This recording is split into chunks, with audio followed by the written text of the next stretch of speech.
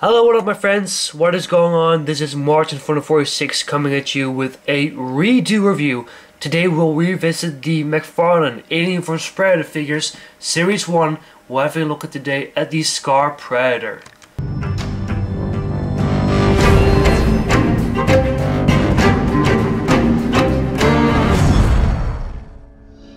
Wow.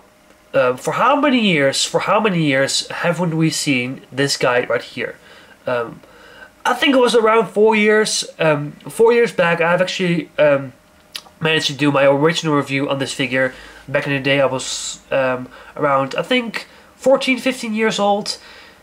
I just wanted to do a redo review on this figure because I want to regrade and take a revisit at this figure, and of course. San Diego, not really San Diego Comic Con, but New York Toy Fair 2015 has just ended, and NECA is finally doing AVP Predators. And the Scar Predator was in there as well. So NECA is finally also doing Alien vs Predator Predators. And when I saw those Predators, I immediately looked at my McFarlane version. I said to myself, this guy needs to have a redo review. So let's have a look. Again, as mentioned, NECA is doing Alien vs Predator figures after all these years. Of course, NECA has shown those figures at New York Toy Fair. Chopper, Celtic and Scar. All three figures are looking very, very cool and very realistic compared to the movie. It definitely doesn't say that this figure is bad, because these figures were again, for how many years, the definitive 7-inch AVP Predators and AVP figures in the collection. No other company did ever make Alien vs Predator Predators in 7-inch scale. Again, these were the definitive AVP Predator figures, and I think McFarlane, after holding up these Predators for so many years, I think still they did a really great job. I think overall, the Alien vs Predator Predators are one of McFarlane's finest figures of their toy lines. And Scar right here really doesn't, again, still disappoint. I think still he's a really good looking figure. Let's have a look. The paint overall and the execution of this figure is done really nicely. What this figure really excels is the sculpt. The sculpt of the armor, the sculpt of the netting, the sculpt of the shin guards, and also the sculpt of the weapons are absolutely nice. Really nice, I would say. Again, the mask, it really shows that it is Scar Predator. And the mask itself is a little basic compared to all the other Predators, but this is how we recognize Scar, with the overall mark on the top of his mask.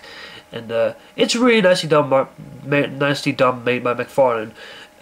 The overall paint itself is pretty good. I really like the paint itself.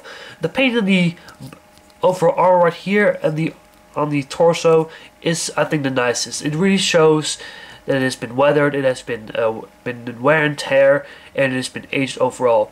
The mask, however, it is nice, I would say, but it's a little tamped down compared to all the other paint. If the mask has the same overall paint like this overall piece, I would have liked it a lot more. But it still isn't too bad. I still really like the sculpt on the mask. Of course, the big plasma caster we see here on the back, by far the biggest plasma casters of the AVP line, the overall Predators. Look at the size of that plasma caster. That is one thing. That is one huge thing. Again, very nicely sculpted, very nicely painted. The overall wear and tear is there. And overall, the backpack itself is, I think, one of the nicest pieces that is actually painted. You can really see there's much attention in detail and paint, which I really do like. Of course, you get here a sculpted molded spear, which isn't removable, I must say. Of course, you get these huge blades right here, which is very common in the Alien vs Predators. I like the original long-sized wrist blade, but I don't know, this one right here I'm not really too keen on. I like this one right here. This one looks pretty cool, but having a secondary blade on one arm is a bit overpowering, if you ask me. It kind of ruins, well, it doesn't ruin the character, it kind of it kind of distracts the character. I wanted to say that kind of distracts the original design of the Predator. But get away topic here. Nice looking figure. I really like the paint. I really like the netting, I must say. And the shin guards again. You can take a look at the shin guards. Very nicely sculpted. The paint is pretty good. It's a bit basic, but it's still pretty good. And of course the shoes, and of course the very sharp AVP-like toes, like right here, which are looking very nice. Articulation, I would say, articulation, this figure really excels for a McFarlane figure in articulation. Why do I say that? Compare this figure, if you compare this figure to the Movie Maniacs figures, like the Series 1 figures, those are, I don't say the articulation is terrible on those figures, but they are very, very limited in articulation. The very first series of Movie Maniacs figures are stacked pieces, like statues, sort of. These figures and all the other Alien vs. Predators and all the other AVP figures do have articulation, which I like. So let's have a look. Scar Predator right here has a pin and sucker jointed head, so you can move the head up and down, you can rotate it side to side. It's, however, very much hindered with the dreadlocks. That's one problem I always did have with the McFarlane Predators, that is the fact that the dreadlocks are one molded piece. That's one thing that kind of bothers me. They are a bit of pliable, but they aren't as nice and as movable compared to the NECA versions. All the dreadlocks from NECA are individually sculpted pieces instead of one molded stacked piece. That's one thing that kind of distracts me, but it isn't still too bad. Of course you can, I'm sorry, get away topic here. You can move the head up and down, again side to side. The shoulders right here are having a hinge, so you can move the arm back and forth if you want. Continuing with the ball jointed shoulder, you can rotate the bicep a little slightly.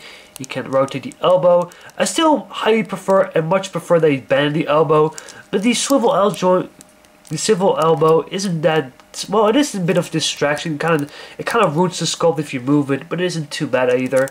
Still, I would have preferred a hinge at the elbow. You can rotate the hand. There is a bit of a crunch and a bit of a mid-torso articulation in the mid-torso. You can rotate the waist just slightly. There is a pin and sucker joint leg. Do be careful with the plastic again. It's an older figure, so the plastic is a bit dated, so it can be really brittle. So again, the legs are on a ball joint. You can rotate the thigh. You can bend at the knee. And there is a pin and sucker joint in the foot. And let's not forget the plasma caster. One minor complaint I do have with the plasma caster, and it might just have been my figure, but these two joints right here are very loose, and I mean very, very, very loose. This joint works fine. It moves really nicely, and it is very sturdy. But these two joints, they are really, and I mean really loose. As soon as I want to move it, these joints fall back. They can be held in one position that they don't move at all, which I do like. Like so, this is a piece, a pose that is looking very, very nice. But if you close that pose and if you want to move it, it's again very, very loose. So that's one thing that is a minor complaint. Again, the plasma caster on the top is on a swivel. You can actually remove it if you want, which is nice. So here we have the plasma caster. It is nicely painted and it is really nicely detailed. I overall really like the wear and tear that has been put in this plasma caster. And the first thing you will notice, the fact that the plasma caster is relatively a lot bigger compared to all the other Predators here. It is big and it looks very, very futuristic. Also, this little piece you can move back and forth, which is a nice touch. So you can actually make a plasma caster effect if you want. But again, the plasma caster is quite nice. If we take a look at the accessories, it comes first of all with a base, which is very nicely sculpted, very nicely detailed, I must say. Very useful if you're going to make a stop motion or something like that. Other accessories, of course, the plasma caster. Of course, we have here the combat stick or the spear. The spear, one thing I really do like about the spear is the overall length. I like the spear actually much more so compared to the AVP Requiem Wolf Predator's spear. I thought that one was a little too short and the paint was a little too light. But the spear right here is very nicely done. Last accessory but not least, you get of course the the ceremonial dagger. The ceremonial dagger, the very common ceremonial dagger in AVP, and the overall design looks really cool.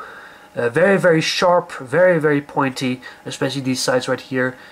So overall thoughts of Scar, still a really decent looking figure. If you are a true AVP pred collector, I would say pick this guy up, but being the fact that the NECA versions are on pre-order and on the way, I would say pick up the NECA versions. Those figures do have actually more articulation at the end of the day than this one. Much more paint detail, much more overall features. This still is a great figure. This still is a great figure, and it really goes to show for how old he is, still holds up well. And last but not least, let's not forget his control panel. That's one thing I actually forgot in my original review. One thing I really like about the McFarlane Predators is the fact they actually have movable control panels. Movable control panels. Most of the NECA figures on the Predator line don't have movable control panels. I've seen on the AVP press they actually do have control panels that are movable on the NECA version, so those are going to be the first ones. But after those, the NECA versions really didn't seem to have the movable control panels. But I really do like the fact that they actually include control panels. You can actually open up, you can see all the marks in there, which is a very nice touch. And it's again very nicely detailed. If I'm going to give Scar Predator right here a rating, the Scar Predator from McFarlane Toys, I would give him a 7.5 or a good solid 8. It's definitely one of the better 81st Predators out there. It's definitely one of the finest McFarlane figures in terms of articulation, and definitely not a disappointing figure. But there was again a redo review from March 446, and I see you guys next time with another review. Later!